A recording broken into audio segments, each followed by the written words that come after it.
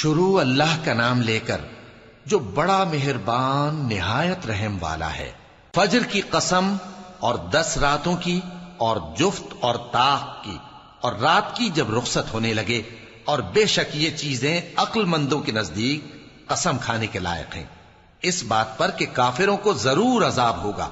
کیا تم نے نہیں دیکھا کہ تمہارے پروردگار نے قوم عاد کے ساتھ کیا کیا، جو ارم کہلاتے تھے، دراز قد مانند ستونوں کے، کہ تمام ملک میں ایسے پیدا نہیں ہوئے تھے؟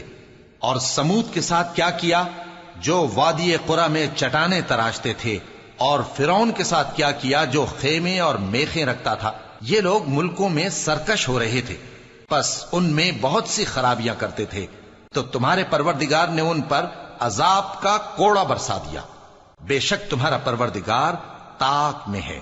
مگر انسان عجیب مخلوق ہے کہ جب اس کا پروردگار اس کو آزماتا ہے کہ اسے عزت دیتا اور نعمت بخشتا ہے تو کہتا ہے کہ میرے پروردگار نے مجھے عزت بخشی، اور جب دوسری طرح آزماتا ہے کہ اس پر روزی تنگ کر دیتا ہے تو کہتا ہے کہ میرے پروردگار نے مجھے ذلیل کیا۔ یوں نہیں، بلکہ تم لوگ یتیم کی خاطر نہیں کرتے، اور نہ مسکین کو کھانا کھلانے کی ترغیب دیتے ہو، اور میراث کے مال کو سمیٹ کر کھا جاتے ہو، اور مال کو بہت ہی عزیز رکھتے ہو۔ یوں نہیں، جب زمین کوٹ کوٹ کر برابر کر دی جائے گی اور تمہارا پروردگار جلوہ فرما ہوگا اور فرشتے قطار در قطار آ جائیں گے اور دوزخ اس دن سامنے لائی جائے گی، تو انسان اس دن سوچے گا، مگر اب سوچنے سے اسے فائدہ کہاں مل سکے گا؟